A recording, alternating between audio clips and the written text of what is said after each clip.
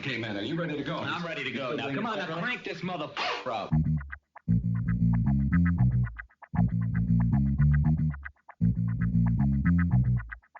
Break it down like this.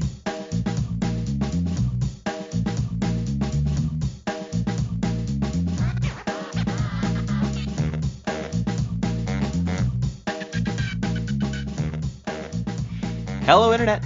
Gino, that Pinguino Greco here again with another episode of Deep Listens, and today we are delving back into the Final Fantasy catalog.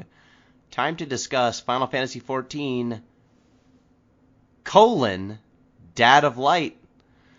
That's right, we didn't play the wildly popular, massively multiplayer online game with an amazing free trial up to level 60, which includes the award-winning Heaven's Sword expansion pack.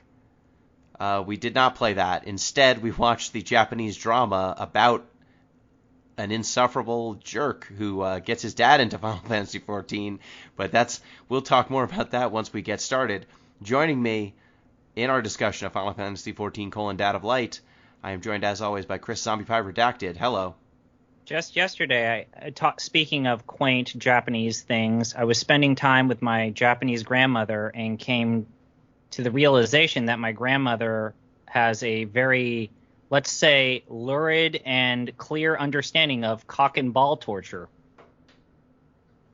She's 90 plus years old. Well, we are joined also, as always, now that you've signed on to be a part of this. Jeff Rude, hello. Hi, here to talk about our new front runner for greatest indictment of capitalism, Final Fantasy XIV, Hikari no Otosan. Yes. AKA or Hikarito, as its fans call it, you know. I don't think they do that. I can't believe this has fans, but okay. I mean, yeah, they're definitely fans. This is fine. This thing's fine. But before we get into Final Fantasy XIV: Dad of Light, as always, just a reminder, you can get in touch with the show at DeepListensPod on Twitter, deeplistens.libsyn.com. We have our comment sections and deeplistenspodcast@gmail.com, or you can use our vanity URL. Jeff, what is it? Jeff? .lol, deep.lol, yes. Yes. Oh, okay. That also works. And you can also support the show on patreon.com/deeplistens. So yeah, any feedback, anything you want to do, reach out there in any of those places. And if you were to support the show on Patreon, you would get access to our Discord. You can talk to us host folks and, suggest things for us to do. Okay, so before we get into Final Fantasy XIV: Dad of Light, also, is there a gimmick? Are you going to disrupt the show? I got a 2-for-1 special today. What's the 2-for-1 special? And please don't make it be about the thing you said before. Okay, so I've got two things. I've got the first one to kind of make this themed to the show. You know those wonderful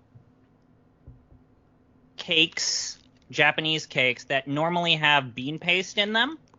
Yes, the red bean paste. I'm familiar with the red bean paste.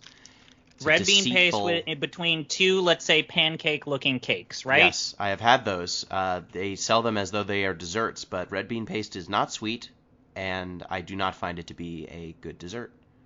Okay, well, I'm not going to say how that's slander because I love red bean paste, but I bought one of those little, normally Azuki bean paste pancake things, except the inside of this is matcha green tea flavored. That sounds paste. Better. Okay, so I'm going to bite into this. This is part 1. There is a part 2. Okay.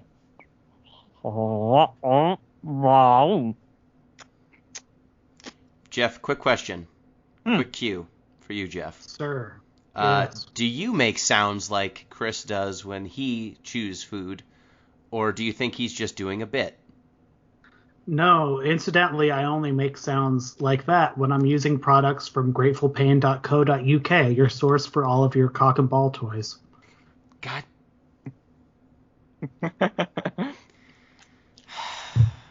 ZP, Do you want the context to my intro today? No, I don't. What happened was I Nope. was with my grandmother And my grandfather buys this useless bad. as seen on TV shit.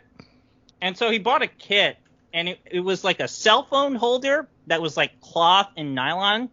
And she's describing this as like a dick harness to like cut the circulation, and was asking me if I knew anyone that was a dominatrix that wanted to use this on their screamy types. Oh. Her exact words, the screamy types that like hot wax. Learning so much about. I've learned. How is your so snack? much That's actually pretty good. Maybe, Gino, you should check out the ones of these that are matcha green tea flavored. Yes, it still has the texture of the green of the red bean paste. So if the reason why you don't like the red bean paste is you don't like the texture, that kind of granular Yeah, it's lumpy. type of thing, this still might not do it for you. But if you like the pancakes and you didn't like the flavor of red bean paste, the matcha equivalent is solid. So that's the first third we review. And for those of you that have been in the Deep Listens Discord, you know, I forgot. You've already done the advertisement, so I don't need to say it. You know that I've been rewatching The Sopranos and going through rewatching The Sopranos from season 1, and I fucking love it. That show's great. And in order to get a better understanding of, I feel like now, yeah, Gino, I have a better understanding of you, your peoples, the New Jersey versus New York dynamic. I understand now whenever I made references to Jersey, why you were so upset that I didn't understand the difference between Jersey and New York, why that is an upsetting thing to do. Yeah.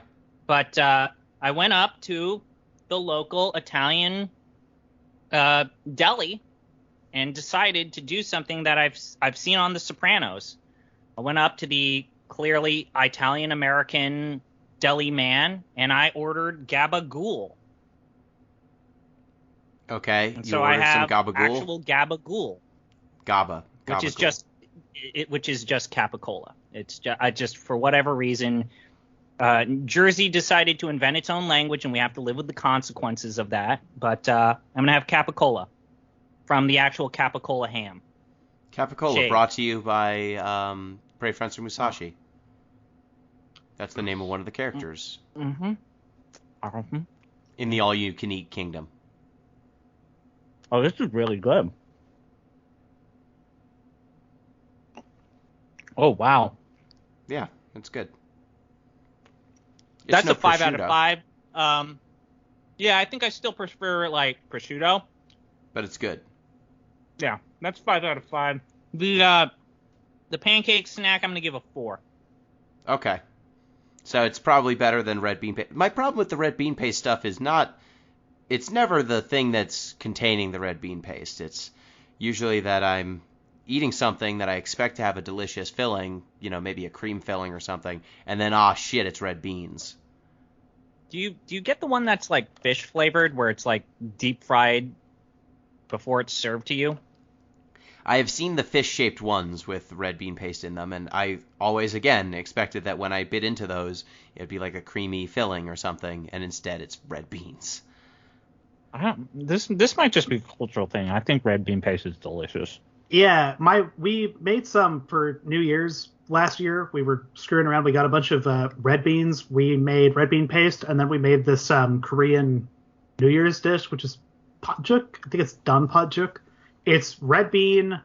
It's like a stew, or like a really thick vegetarian, I guess, soup that is just like red bean paste, broth, stock, with little rice balls floating in it, like rice cakes, like mochi balls, basically. It's very good. It's incredibly filling, though. It makes sense if you're eating that on the Korean peninsula, and it's like Lunar New Year, because it is quite cold there. But yeah, I will fuck with some red bean. It's all right. The matcha, though, you throw that in the garbage. It's bad taste. Don't like it at all. But Well, now that we've given the folks all of their, all the cock and ball torture and food content that they come to the Final Fantasy podcast for, I think we should discuss Final Fantasy XIV: Dad of Light. Yeah. So ZP, you picked this. What is I Final did pick Fantasy this. 14 Data Light? Final Fantasy. I can do this quicker than you can crack a nut. I hate everything about this show. We're deleting all of this. We're just gonna. This podcast is not gonna happen. We'll just have it in the rankings. People will see what the rankings is when we rank the next thing, and they'll go, "Huh, what happened to Dad of Light?" And you're gonna have to tell them, ZP. Okay, so Data Light's pretty simple. There's a little shit that's a kid man baby thing. Akio. He's a shitty man baby who lives with his dad. He lives with his parents. It's unclear how old he is. He could be as old as 30 and as young as 22. We don't. There's I think so it's much trying to manifest the whole context. NEET sensation, not in education, employment, or training, in Japan. In that regard, but yes, there's a man baby shit person that lives with his parents. Dad is cool and is trying to understand, why is my son such a little shit? Maybe I should bond with him in this video game that he spends all of his life playing, rather than being out there in society, learning and getting a good paying job. And mom is okay. Mom is also cool, but very housewife-like. I think you've misrepresented. So the son, Akio, can't talk to his father about anything because Japan and men not being open about their feelings. But when he was like a child, his dad bought him Final Fantasy III for the Nintendo Entertainment System. Which is a great place to start for a Final Fantasy fan, eh? Yep, and his dad got way into it, and then he quit at some point. And that was the last time that they felt close to one another. And so when Akio's dad mysteriously retires from his career early, Akio buys him Final Fantasy XIV for the I guess it's a PS4 they've got in their house. Yeah, so he quits, retires. It's kind of ambiguous in terms of what happens to him, but basically he's not in a great way in terms of leaving his job. And again, Akio gives him Final Fantasy XIV, because when I'm dealing with a possibly emotionally distraught adult person, I'm going to give them a video game that might absorb hundreds of hours of their lives. Well, I mean, it's that, and, when my father mysteriously quits and doesn't tell anyone why, instead of asking him about why he retired from his job or talking to him at all, I give him a video game and then concoct a scheme to catfish him in the video game, and then bond with my father anonymously through the game, which is what happens. So Akio gives his father the game with the intent to befriend his father in the game without his father's knowledge that the person who is, hanging out with him in the video game is his actual son, because it's simpler to have this elaborate catfishing scheme than to talk to his father openly. There's so much to talk about. I guess, surface level stuff. Not even surface level. Let's start with the sociology of this, I guess. But how about we just start right there? Sure. So, cock and ball torture. Nope. Multi-generational housing. Okay. Thing that exists, generally more common in parts of the world that are not the one we live in the United States, though it's getting more popular here by hook or crook. I think the conversation to have is around the hikikomori phenomenon in Japan. I'm not suggesting that. And what is this phenomenon? So hikikomori is neaters. It's like sort of an acute agoraphobia, which may or may not be affected by individuals in Japan. Like, it literally means turning inward or confining oneself. It is a sociological phenomenon in Japan where basically young people are just more or less not participating in society and just kind of staying home.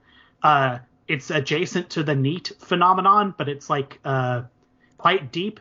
I'm pulling up the Wikipedia article on this phenomenon right now. There are estimates that like roughly 500,000 young people, which in Japan is an interesting category in itself, fall into this category, and then probably an additional 500,000 middle-aged individuals, not even to get into like elderly isolated people.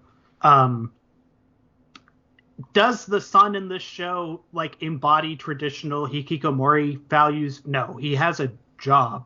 He has something like a social life. He has an incredibly unsuccessful date. But like here he is scumming with his parents, basically, in what seems like an otherwise kind of sadly conventional place he should be at for like a 20-something like entry-level office person. Like, Go live in like a 4 tatami mat apartment or something somewhere, you little shit. Jesus Christ. Yeah, I mean, because he's not like he's doing like caretaking or anything. No, like, his parents are fine. Like mom is food in this show. Like he does nothing. No one lifts a fucking finger. So like, anyway. Yeah, Akio is it's almost like we're getting a very sanitized version of this social phenomenon that's friendly for television and also to graft on this sales pitch of a video game too. Yes. Yeah. That's ultimately, I think I want to just pull up, if you don't mind, our colleague Game Maker M, that is the M Paladino's description of this show. Yes. I'll say this is maybe a more positivist read, but it's not wrong. Quote, Dad of Light is a pet project by a single person who enjoys Final Fantasy XIV, created as a fun blog project, and then got greenlit by Square to be produced on a budget of basically nothing. It's a marvel it got created at all. It's definitely worth reading the blog, because the show itself suffers being kind of hokey, but overall it's just a feel-good ad, and that's fine. So I read the blog on M's behest, and I actually like the blog. The blog is basically someone trying, and Gino, I think you actually wrote something similar about Final Fantasy IX. It's about a guy who's trying to share their love for a video game to an older person and going through the steps of sharing that video game to this older person. And kind of like the little things that you and I and maybe our listeners take for granted that we just kind of like, oh yeah, x-axis, left trigger, right trigger, left analog stick, right analog stick. But these things that for people that haven't been into video games takes a long explanation, like wrapping your brain around. It's like, no, you have to use the analog sticks together rather than one at a time. And it's actually a really good read about the difficulties of trying to get especially older relatives into video games, but also kind of the rewards, the kind of casual conversations that come up when you're sharing and going through this process. That's not what this show is about. I would have loved if that was what this show was about, right? Yes, that's the thing, is that maybe 1/4 of the show is about Akio hanging out with his dad in the game and like teaching his dad, because not all of it has to be oblique, because he's not teaching his dad and sitting at the couch and bonding with his father. He is constructing elaborate Rube Goldberg machines to get his father to Twintania, which at the time of this show's release was the highest level content in Final Fantasy XIV. So all of it is like, I'm going to get my guilds together and we're going to, walk my dad through this car wash to get him to the end game content, because then once we get him to the end game content and he likes the game, I'll reveal that I'm his son. And it's like, why don't you just talk to your dad and like, in the beginning of the show, when they're sitting at Final Fantasy III, they are having a bonding experience. Like, they are both enjoying the game and talking about strategy together and like trying to figure out this puzzle together. That was literally the one part of this show that like actually landed and resonated with me at all. And it hit even more for my spouse, who had, let's say, a very, very not healthy or productive relationship with her father at any point, to see like a very sanitized version of this sort of relationship, but like young child sitting with dad, playing a game and just like having fun and like talking and doing the thing they do on TV where you move your body to move the controller or whatever.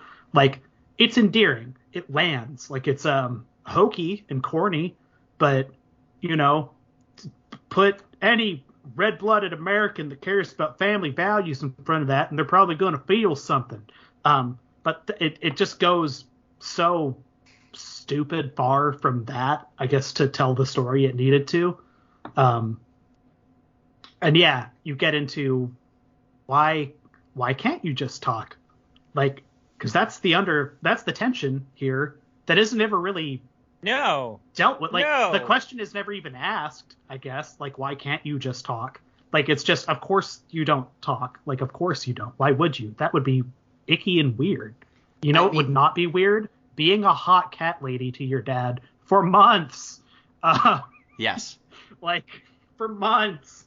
I think that's a good point, Jeff. Like, if that was the actual undercurrent of this show is, and I kind of relate to that, like the ickiness of not being able to emotionally talk to your father, which maybe all of us can relate to as I think that's an almost universal experience. Fathers. Yeah, it's like a universal something that a lot of people could relate to. Not explored at all. Even though that there's a slight undercurrent up there, never explored at all. Yeah, like this show begs the question, why can't Akio just talk to his father? And at no point does he. Like, all of the stuff that they talk, almost all the stuff that they talk about in game is game related. It's not like, hey, so how are you doing? What's up, Dad? They're not bonding. Yeah. What was that? There was a copy pasta that I posted in, again, another pitch for the Deep Listens Discord in our Balls Deep section that had to do with male peer bonding in sports. Which, yes. To pull from that, decades of gender sexuality research tell us that this specifically being a dude thing, this being just guys talking about, like, literally say name of sports person, and you go, oh, yeah. This exists because some men still don't have social permission to create direct bonds with other men. Those bonds have to be indirect through sports talk, women, etc., which is one of the many ways heteropatriarchy hurts men too. To which someone responded, hey, your name is Kyle Boggs. Are you related to Wade Boggs? Which is funny. But yeah, like. But also, it's a problem. Yes, this is actually a problem. And watching this with someone who's literally like training to be a talk therapist for a living, like, she is pulling her fucking hair out, just like literally just sit across from each other and talk. They don't even sit across from each other at a table. No, like, they're always at like a 45-degree angle facing straight forward. Like, there's no like, how was your fucking day? Like, oh god. It's worth saying also, like, at no point does Akio sit next to his father and play the game together, because Akio's running the long con, so he is in his room locked in with a shut door, which leads to some hilarious content when Dad barges in on him when he's trying to catfish him with his Catgirl character. I was not expecting a cranking it joke in this of all shows, and yet here it was, and it busted me good. That one was good. That was actually probably I think that was the one joke that I think really I enjoyed was obviously a masturbation joke. Yeah, like good, Weird. Simple, physical comedy translates. And hey, we've all been there, so, or something like it. So yeah. It works because you feel it. But I think that's a weird thing about this show is, like, it manifests all of these real issues, but I don't think it realizes that it's manifesting these issues, like this lack of male-to-male. No. This male-to-male lack of communication, this inability to, like, have actual real-world connections or relating to your own father. Like, all of these issues are real issues, and like the hikikomori issue, the NEET issue, not actually, I think it just accidentally brings these issues up or presents them without knowing that it's doing that. 100%. And that's before you get into the the workplace. frankly abominable stuff around the workplace. Yes. Which is actually the bulk of the show in some sense, and starts at a not great place and just gets progressively worse. Yeah. So I've taken college level courses on contemporary Japanese society and politics, so I'm not I can't believe the things I'm seeing, but it's the way that workplace issues, a variety of them, are presented as just you'll just get used to it, it's cool. It's oh god, oh, this is all so dark. Yeah, so and no one cares. Akio, like we said, there's some content where it's this show's machinima, where they're running around Final Fantasy XIV, doing stuff. But the bulk of the show is following Akio as he bumbles his way through his job at, I think, a printer company. They do office, B2B printer sales. It's I got some office flashbacks. It's here's this benign paper company, and it's is Michael Scott gonna pop out? Sure, what's happening here? Yeah, basically he's working at a printer company, and then Akio is working with an older, more established salesman whose name escapes me right now, but he's kind of your benign chauvinist character, as you described him, Jeff. He's clearly a chauvinist, clearly a jerk, but knows how the company works and is looking out for Akio so that he doesn't get squished. I got some real Robert California vibes from him. That's another Office reference for those that didn't get that. Yes, and he is great with his delivery is great. He's got probably the best on-camera chemistry, other than the dad when the dad is befuddled. He's really good at being befuddled.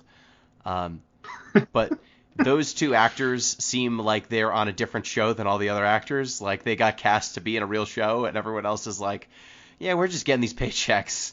But as you said, Jeff, there's a lot of stuff that comes up during these work bits where hey, all the young women are quitting our job. Why are they all quitting the office? Akio, you're a young guy. Why don't you infiltrate the women and figure out why they're all quitting? Yeah, and women, who it should be noted are all they're in a different role as the main. They're kind of siloed off in a way that would indicate they're doing something that is professionally different from the other people, because there are mixed company in the other side of this office space. But if just at a glance, it sure looks like they keep the boys and girls in different sides of the office, and also the women got to wear a uniform, what boys don't, which is real. And what the fuck? Yeah, wait, hold on, wait, there's a uniform? What? And that's again just totally glossed over. It's wait, why are they wearing a uniform? And it's don't pay attention, Lana. Yeah, the women have uniforms, and the women's uniform was ugly, and that was causing them to quit. Are we going to fix... We're not listening to the women here. We sent a spy in, and the spy told us, because we're not going to talk to them about what's going on. Retention. Or there is retention. The retention is send this mook over, figure it out. Retention by subterfuge. The manager's clearly the right management move here isn't to ask the women what we're doing wrong as a company. It's to send this chump to infiltrate them and figure it out for me. Which, dark. There's a situation where Akio has to take over an account for someone because he's a drunk and is I think leaving the company. But the guy who he's replacing, I guess basically bought baseball tickets to bribe clients and ply them for their business, and he doesn't know how to do that, so he almost loses a client because he's just there to take care of their needs instead of take them out for drinks and bribe them with gifts. Yeah, the after office your professional day doesn't just stop. It keeps going. It keeps going. It goes till about 2. It goes till whenever they close the bars. Then you go home, and then you wake up and do this again, and you do this 5 or 6 days a week until you retire because you have stomach cancer. Spoilers. Or whatever the fuck. Well, we don't find out what's wrong with Dad, but sure. They definitely imply and the lesson from that episode is that actually Akio needed to learn things about baseball so that he could do the talking, and he needed to do the ticket bribe thing.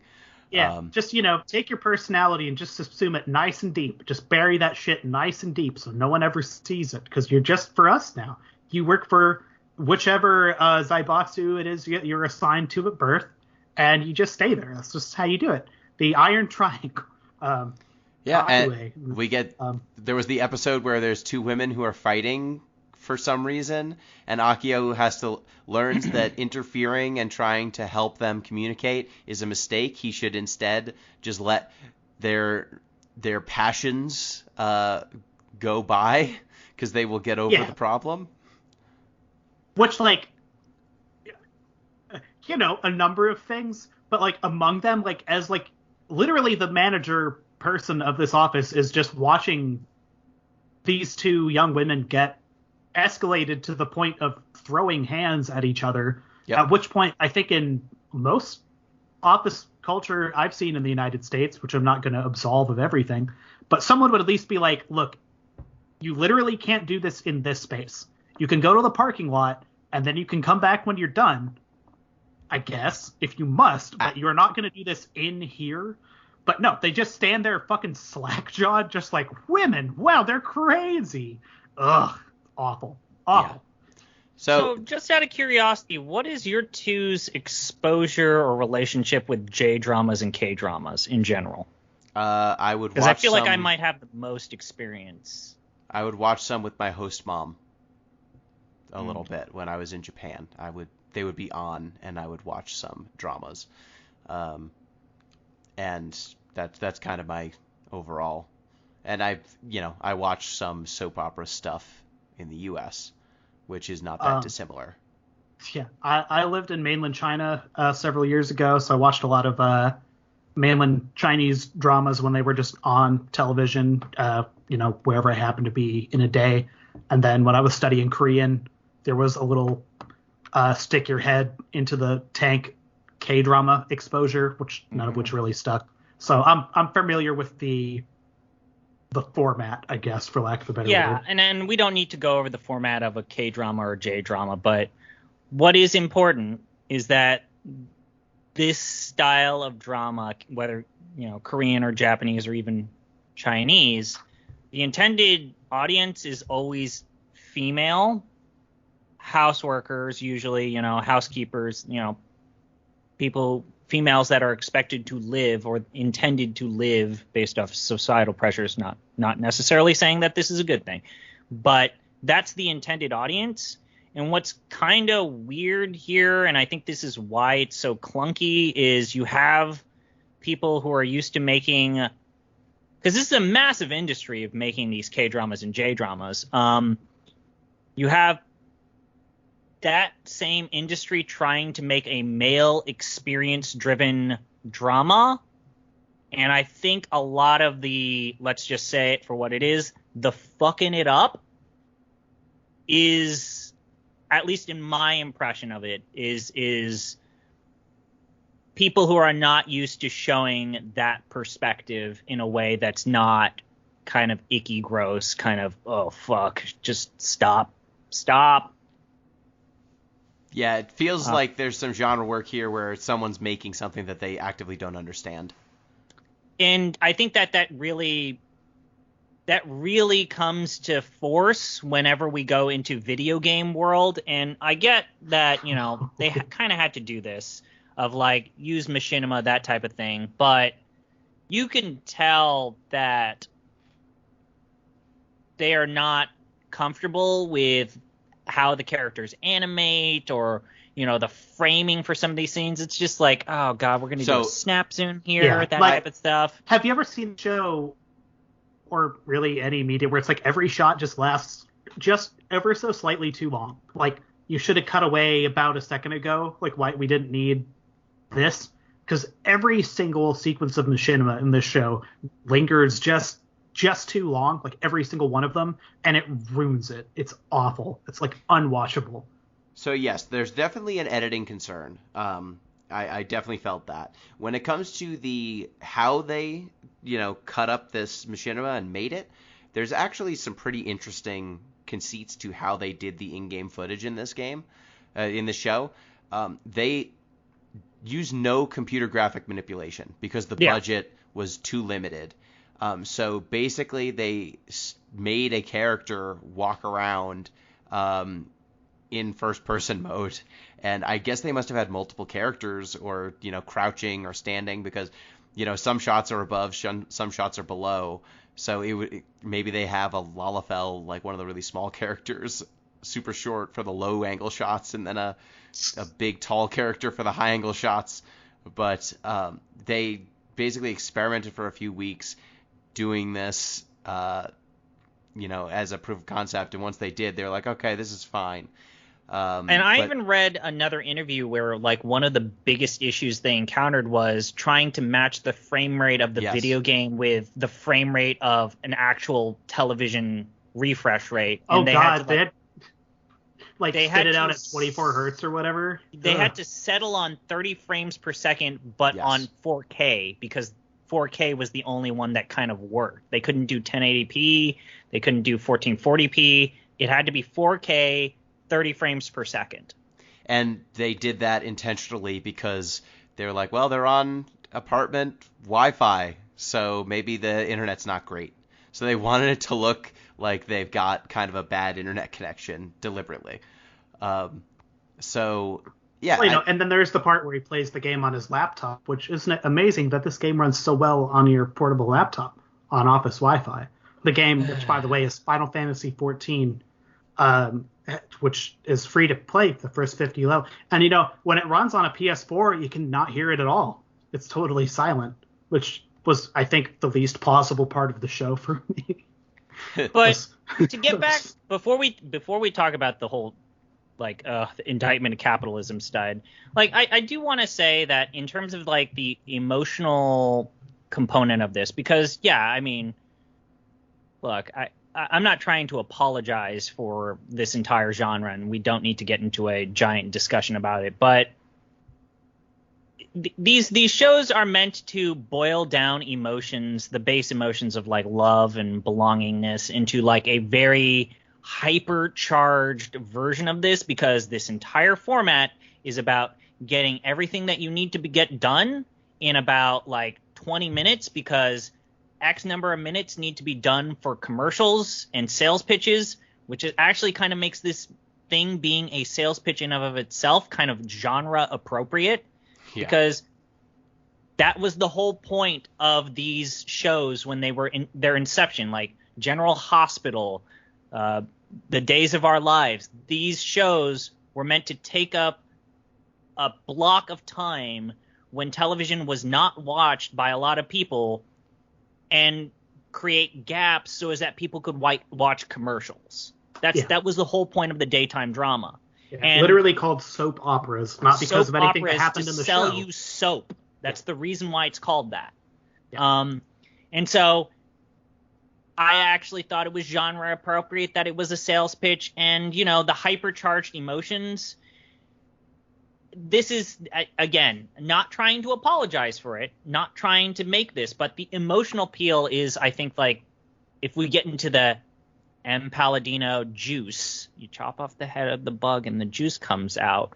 The juice of these types of dramas is their emotional appeal to usually a younger predominantly female audience, which is, I think, one of the big missteps of this show. I think they're trying to appeal to general Final Fantasy XIV players, and in particular a male demographic, but it's shot and framed and told with all of these different tropes that are meant for a female audience. It's very confusing.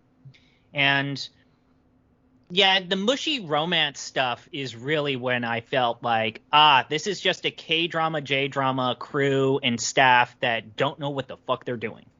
The mushy romance stuff, these tender expressions of love and intimacy that only exist in these corny worlds conceived by these types of shows. The blushing, the romantic, let's go walk down the streets after getting some dinner and it's snowing or raining and we can see our breath, that kind of stuff. I mean, Akio gets hit on and doesn't realize it, and then they go on a date at some point after the girl is like rebuffed several different times, and then the conclusion of that romance plot is like, oh, Akio, you're such a loser. You're so clueless. That's the thing, is that's an inverse of the usual daytime soap opera, which is the guy's hitting on the woman and getting rebuffed, and then, you know, they go on a date and it goes real bad, and then slowly through using social pressures, we start to learn more about each other. And this is only 7, there's 8 episodes, but really only a 7 episode story arc, and the episodes are really short, even though they feel very long. Oh my God, there are some episodes here where I feel like you had exactly one premise to run for 20 minutes, and I feel like it's an hour. Yeah, there's plenty of these episodes. They had 5 minutes of show and had to stretch it to 20. It felt like. The dark undercurrent of these types of shows is, I don't mean to take up too much time, but the dark premise of these shows is you just shotgun a bunch of shit, and maybe this show pops up in your recommendations in Netflix after you've watched a different J-drama or K-drama, and then boom, this is how we're going to make our royalty money, is that we, through referral links of watching better shows, people come to us. And that's what I think they did here. You guys are lucky, because normally you're dealing with anywhere between 10 to 16 episodes. Japanese dramas are traditionally shorter. It's about 8 to 10 more like it, but Korean dramas are normally 10 to 16. And sometimes the final story arc, which is the last 2 episodes, can be 40 minutes long. Yeah. So you guys dodged a bullet on that end.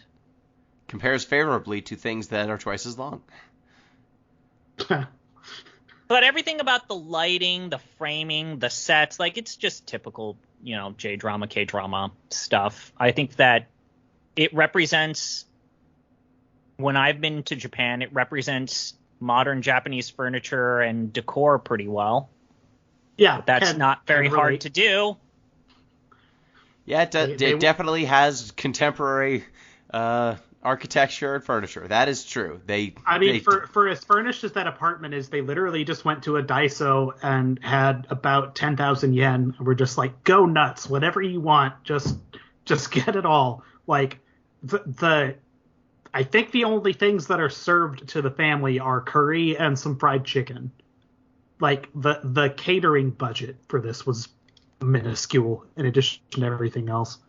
Yeah, so I think that the most resonant part of the show is they do have an arc where we find out the father is dealing with a health issue. The show doesn't ever disclose what it is, but the father has retired from work because of a health issue. Like, he gets pressured from an old colleague of his, like, you know, to join his company, and he's like, nah, I can't join your company. But why can't you join our company? We'd love to have you here. And in true, like, dad doesn't talk to anyone Japanese fashion, the dad tells his old colleague that he's sick before he tells his wife or child that he's sick, because he needs to explain why he can't take this job, not for any like interpersonal reason.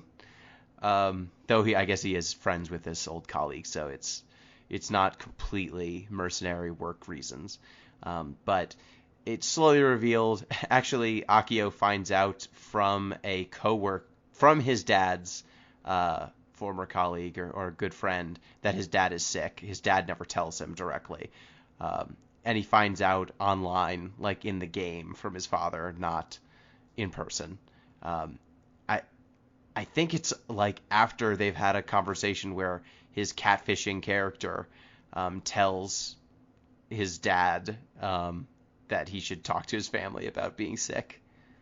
And also the dad like doesn't want to get surgery because what does he have to live for? That's a thing that comes up. The dad's like, yeah, well, if I can't work, why live? Which is truly dark. And then at a certain point, he's just like,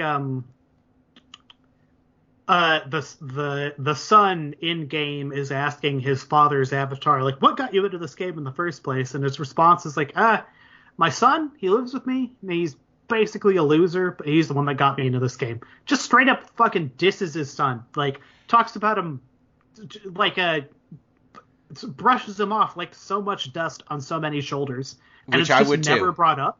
His son sucks. Sure, like, fair, but Yeah. and clearly it like has some impact on the Oh, son in like the immediate instance, but it's not like he brings it up and he's like, Dad, I can't believe you said that. Like, Yeah. or like it's just totally glossed over. It's a comedy beat. And like the dad, when he says I think I'm going to get the surgery. I'm going to try and fight this disease, whatever it is. The impetus is not because he has a wife and child that he wants to be with. It's not because he wants to live, a long, fruitful life. It's that he played Final Fantasy XIV, and Final Fantasy XIV made him realize there was more to see in the world. Okay. Which is truly dark. Yes. Again, based on a blog where a lot of this actually happened. A player invited his distant father to play the game online, kept his identity secret.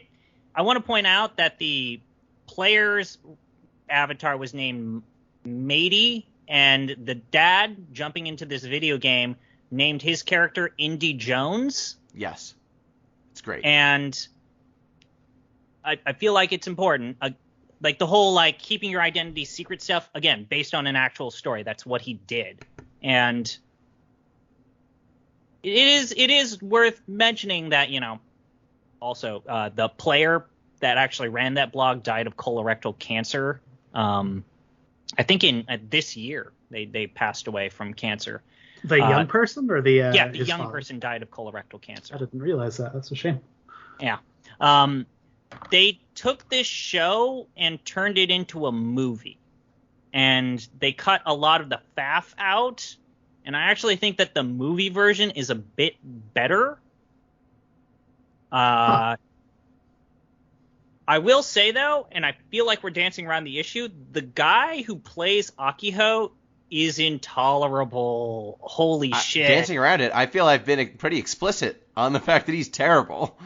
He's not a gifted ass. So yes, I am looking at a hit website called dramacool.info, and I've pulled him up. His name is Yudai Chiba.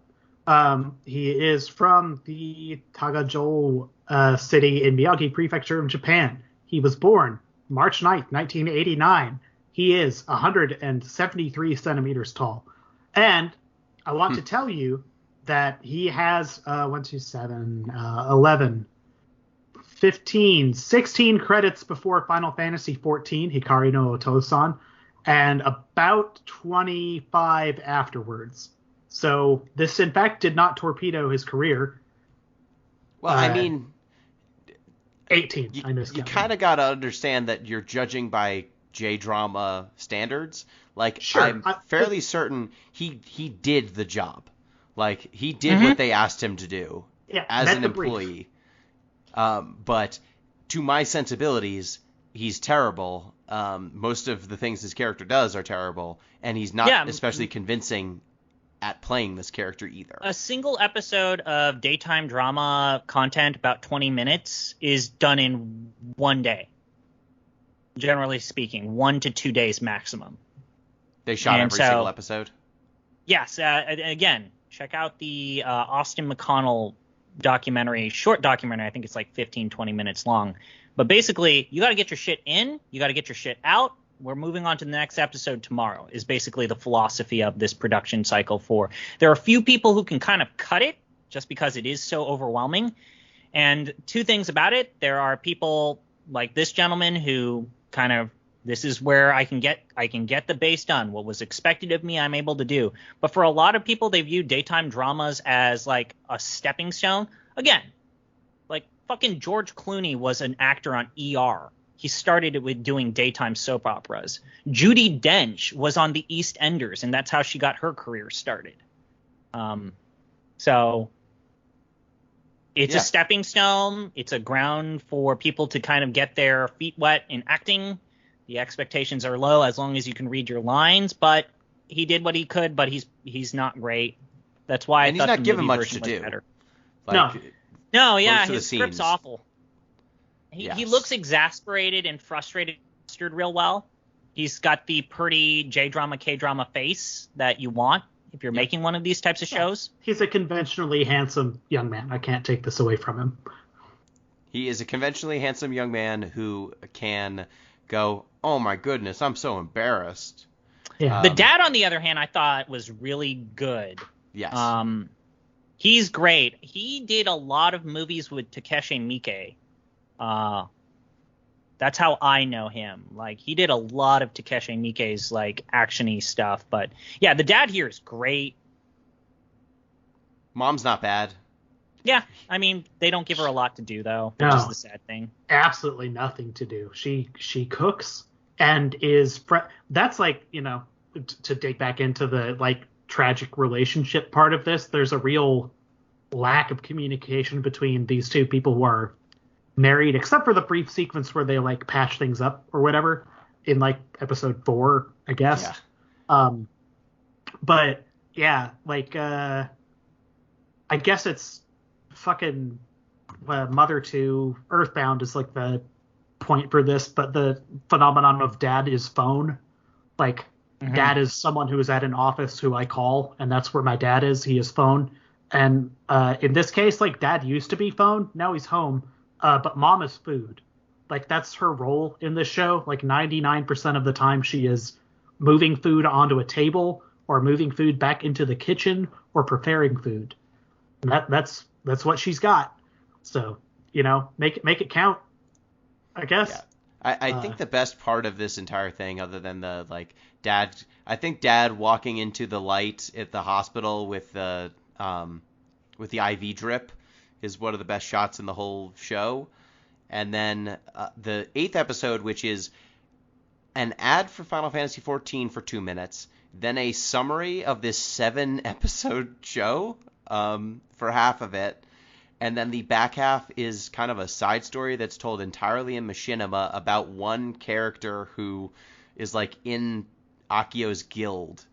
And they tell a little side story about this person meeting their husband in Final Fantasy XIV, but not being able to have an actual wedding because their husband's career called them overseas before they could have a real ceremony.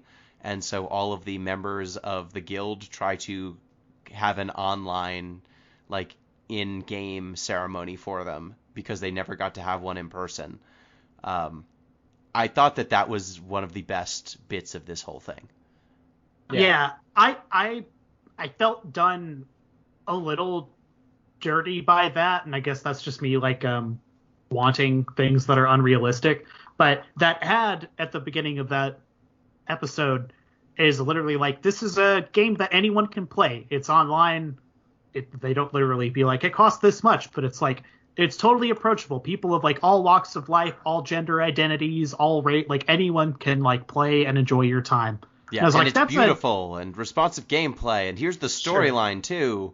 But the like, anyone can play this and enjoy this universalist message. I was like, that's, you know, a positive note that I guess is true of this series and this specific very popular game.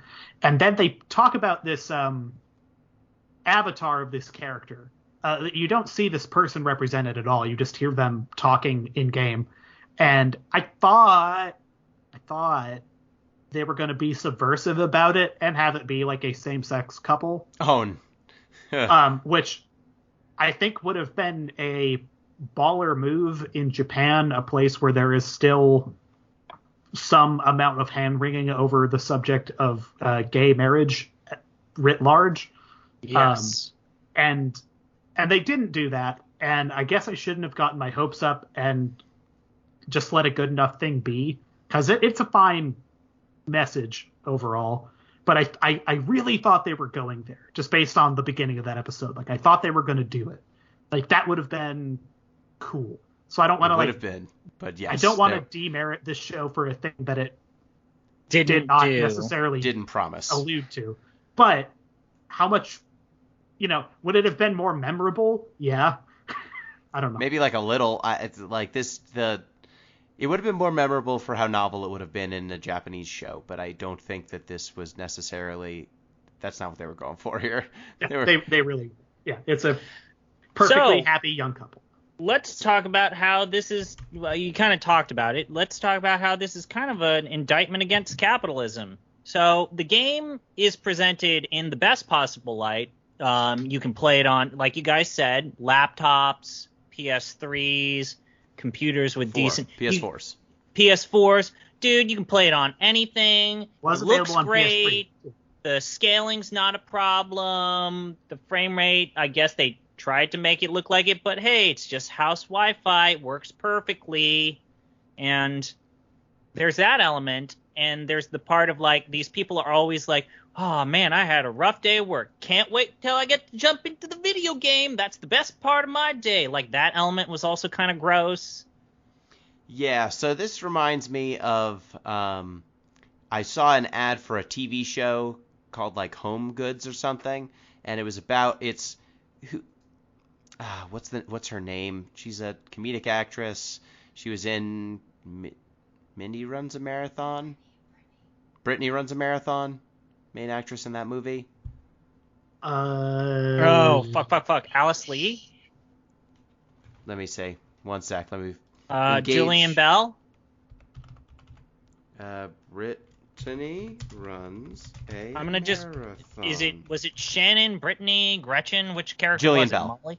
Jillian Bell. Okay. So Jillian Bell plays Jillian Bell, but she's living in a Home Goods. And it is a show made by Home Goods as an extended ad for Home Goods that you can go on Home Goods' website to watch. But it seems to be an actual show that they got real actors to be in it. And I feel like Final Fantasy XIV Dad of Light is on that level. Like, this is clearly just an ad for a larger thing. They built some content into it. This is about on par with like the He-Man TV show from the 80s. You know, the Care Bears TV show. This is a piece of fiction created almost solely to sell a toy. And in this case, it's a game. It's not terrible as a piece of genre fiction, but you will never confuse this for anything but an ad with story attached to it. Like, the story is not compelling unto itself. And like, I don't think that's pure evil necessarily. No. Like, there's the universe. There are people who will disagree with me on that, and that's a position I'm not gonna like say is invalid necessarily.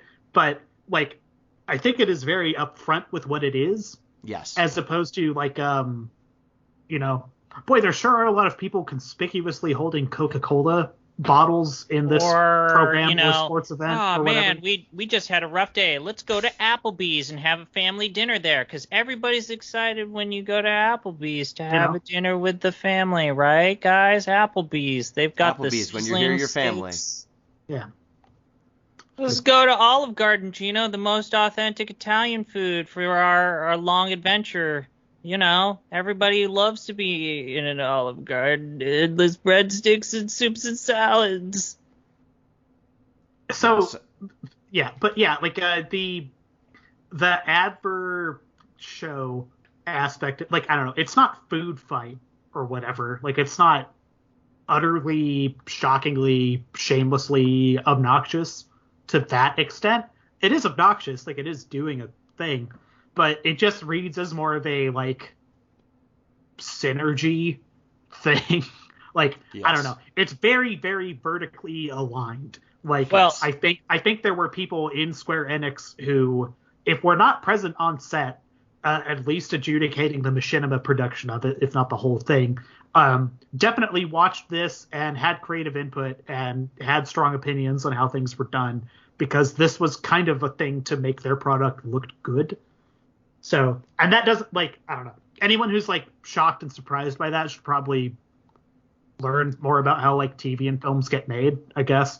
Yeah. Because there's, like, a lot of fucking brand management, like, corralling things. I think probably the most arduous part of this whole thing was getting your characters for your show up to Twintania.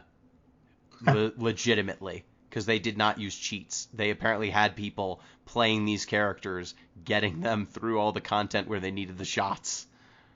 So that's probably where a lot of the time went. Pretty fucking wild. Yeah. Like, why? Why fucking do that? You're literally Square Enix. Just hand them admin. I don't know. Like, what? Because when I watch dramas that represent my video games, I'm looking for authenticity, Jeff. I'm looking for authenticity. Yeah, that training montage was necessary. I don't want game journalists mucking up. Dude, if there was an episode where a significant portion of it was just a training montage, that would have been 9 times more compelling than what we watched. They had a training montage, but the funniest part of the montage training was montage 2 minutes long. It should have been the entire episode of them just training. No, together. The best part was that they didn't actually do it by fighting enemies. It was just characters doing emotes in like places that looked like it would be training. Like they had 2 monks standing near each other doing the punching emotes. It's amazing. It's so good. And that's the best part of the show. So I think now that's pretty good. That's let's nice. Rank it. Let's rank this show. We need to rank it now? Yeah. I mean, I don't have here's anything one else. last thing I want to say, because Gino, can you put that M's not here? I mean, Yeah. M's going to edit this, but let's just Yes. level it. She's not Gentlemen, here. What are you gonna? Yes. Gentlemen, do you think that this sold you more or less on Final Fantasy XIV? Real talk. I'm gonna have to play it at some point, so it made We're me gonna have to want play it at some point, but It made me want to play it more. More? Yes. More? Yes. It worked. Then capitalism. Jeff, were you hornswoggled by this TV show ad thing? No, man, not at all. I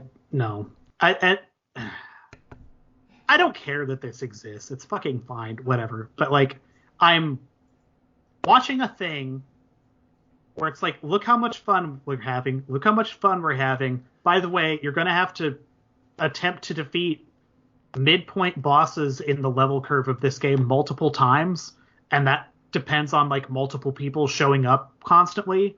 And I'm just like, I have shit, like frankly shit I would just rather do in the time I have to engage with this frivolous fucking hobby than wait around for other people to consistently lose at a thing that takes us like 20 minutes to get started. Like, fucking no, thank you. Just no to all of it.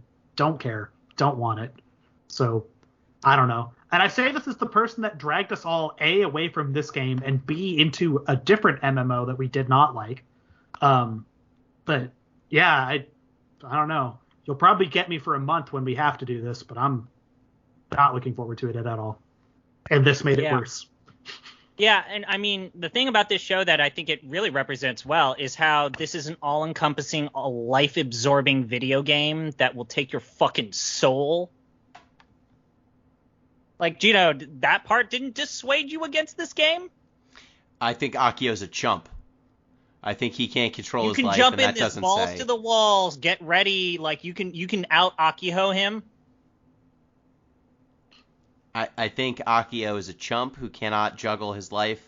He's got problems. I don't have problems. He's got problems. He needs to just learn how to do the cocaine better.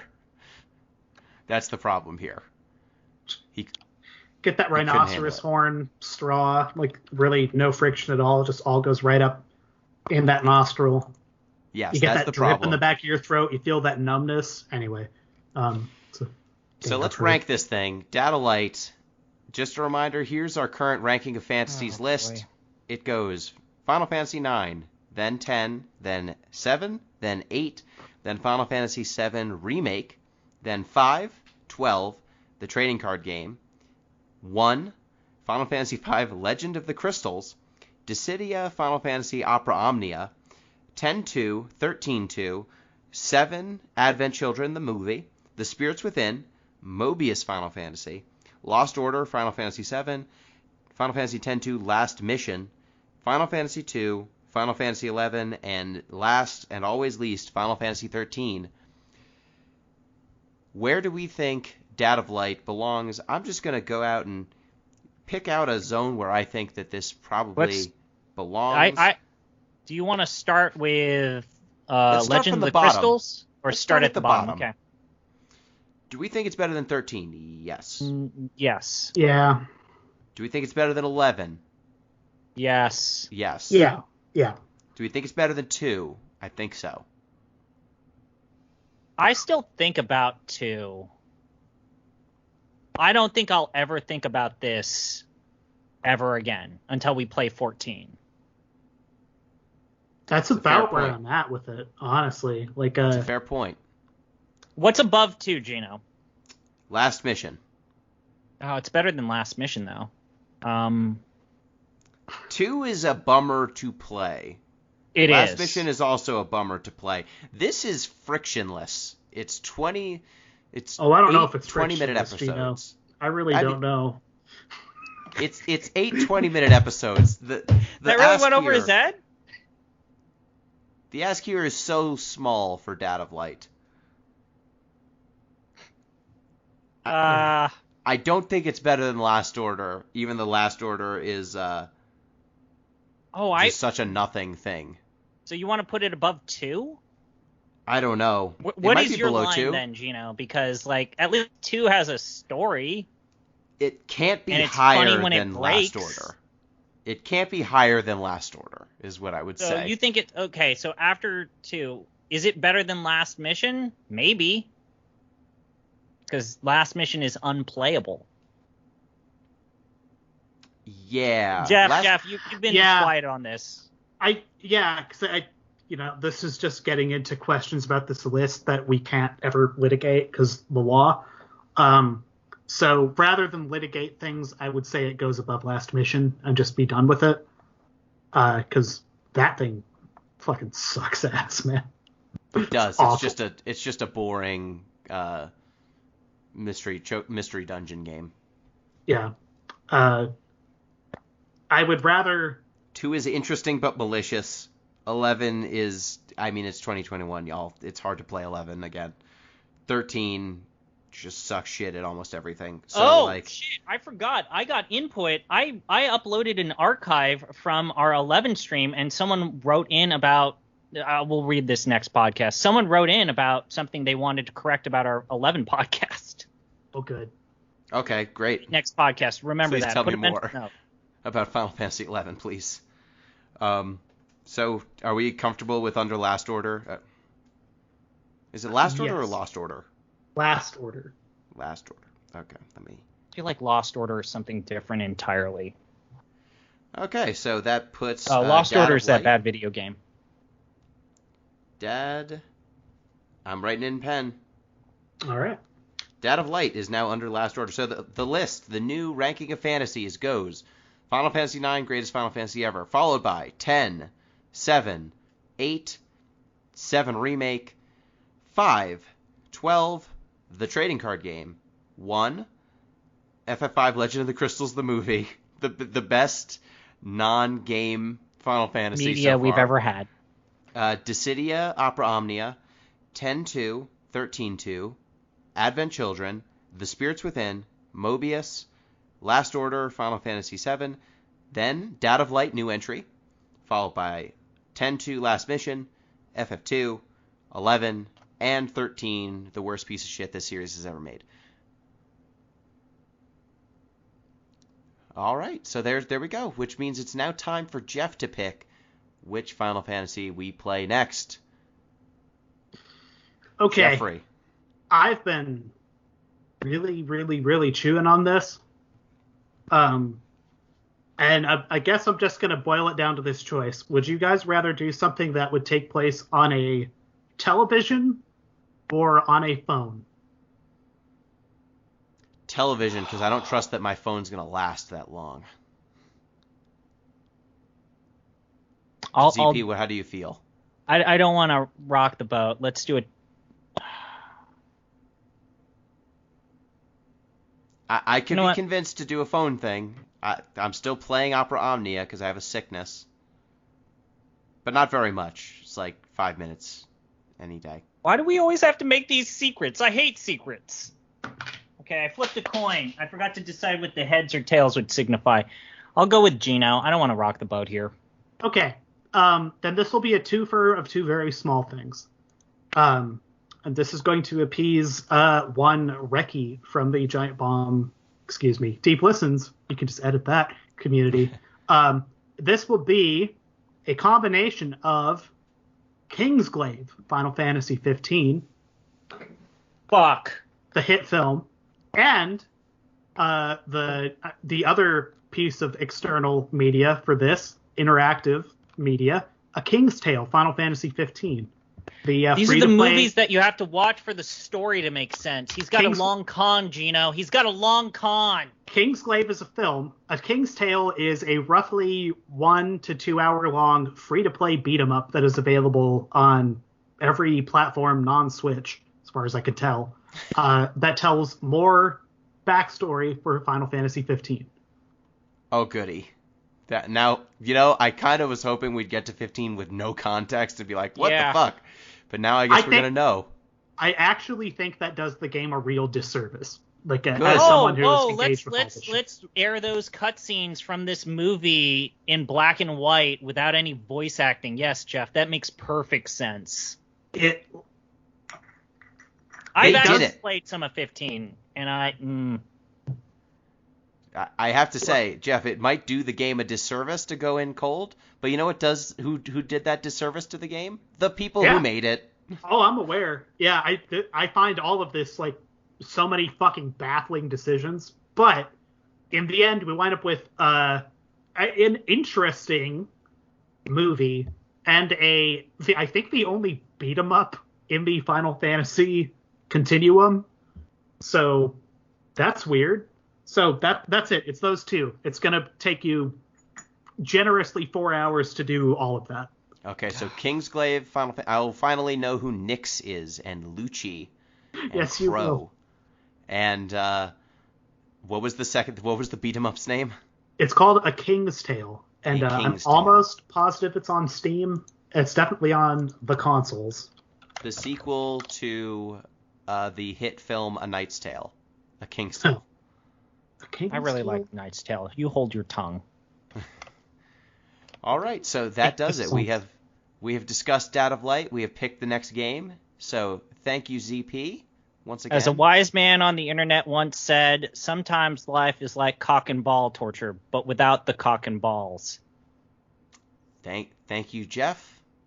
Thank you. Appreciate you tolerating me. Thank you, listeners. Reminder, if you want to get in touch with the show, please do so at DeepListensPod on Twitter, deeplistens.libsyn.com. We have our comment sections, and deeplistenspodcast@gmail.com. You can support the show on Patreon at patreon.com/deeplistens. Till next time, peace.